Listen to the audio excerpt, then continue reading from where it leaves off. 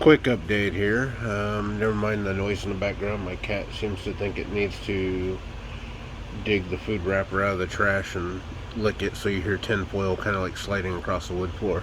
Anyway, I thought I would update you with the babies. Obviously, Midnight's baby, or not, yeah, Midnight's babies are in this one.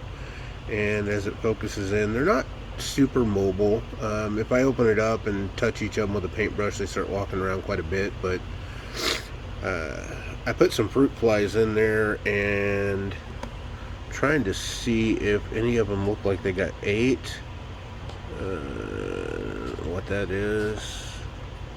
Nope, there's a fruit fly that's not going to focus, obviously, because there's only one little fruit fly. Let's see what it does when I zoom in. Oh, there we go. Yep, that one got ate. I seen them chasing them around the other day when I put them in there, but I didn't see anybody take one down. They're super small. I mean, they're like probably breastfeeding size. Obviously, when I separated mommy and put them in here, they some of them came out probably before they should have, but they've all seemed to be pretty healthy, like this little feller. Yep, see, he gets closer, we can see him. I can't wait to see the males and females and see how the color develops, because Midnight was a pretty dark female, but who knows what genes they carried. The wet moist cotton balls in there too. That's not the egg sac, that's a cotton ball. The egg sac's this big goofy looking flat thing that still has some in there, you can see that, or those are discarded molts. Might just be discarded molts. I really haven't seen anything moving around the egg sac the last few days. And then a bunch of them are all up here, and I put this upside down because obviously they don't need much air like the bigger ones, but I make sure it gets some air. I leave it on that lip of the 10-gallon here that I got them sitting on. It's kind of like my shelf for my fruit flies over here. I got some Turkish fruit fries. Guessing this is a semi-local breeder our local pet store buys from, which is cool because, you know, that's my eventual thing. That's where most of these babies that don't end up with friends of mine are going to go, so that other people can buy them and enjoy them, and I trade them for things I need to feed my babies, obviously. And then over here, most of you know that I separated them. I took mommy away from Midnight away from her babies to try that out, and right away she ate, drank some water, and within a day or two had another egg sac laid. Well, Bubbles has already laid another egg sac in here because I kept her with her babies. So when these guys get big enough I can separate, not long after that I'll have another egg sac hatching.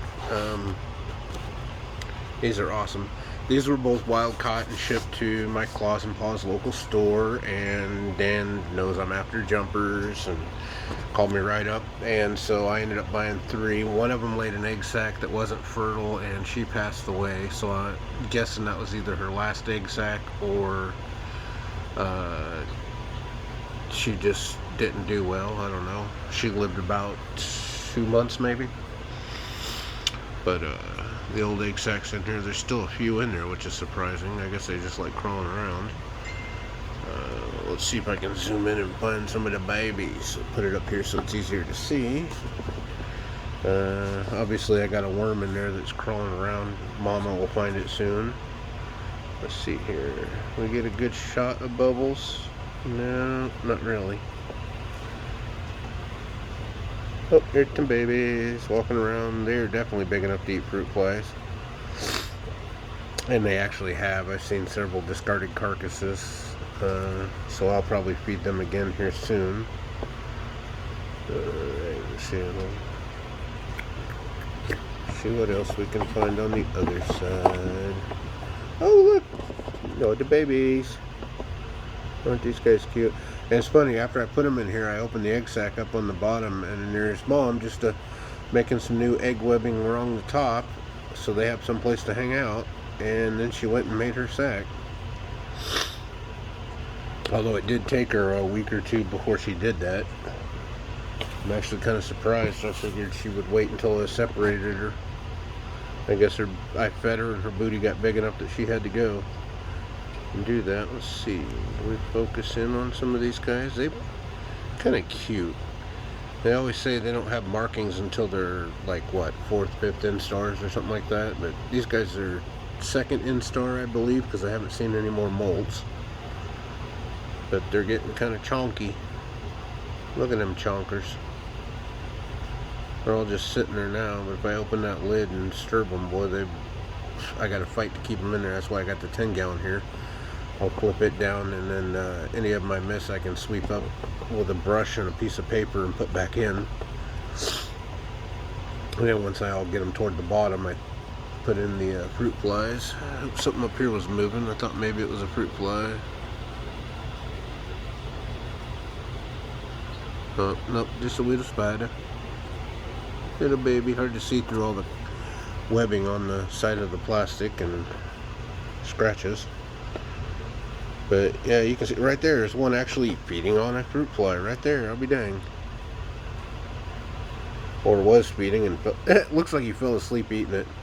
Just sort of got it in his fangs and not even moving now. Guys are so stinking cute.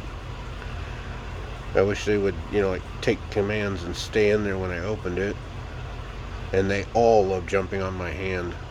Holy cow, I think they like the heat from my body or something because, yeah. But yep.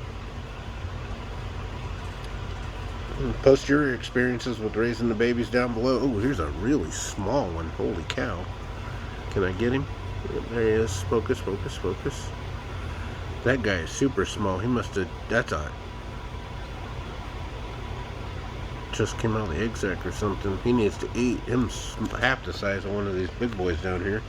So maybe those are 3rd instars. I don't know. I'm learning as everybody else is with all these. Anyway, hit me up with any questions, comments, or ideas on how to care for these and your experiences in the comments below. Thanks.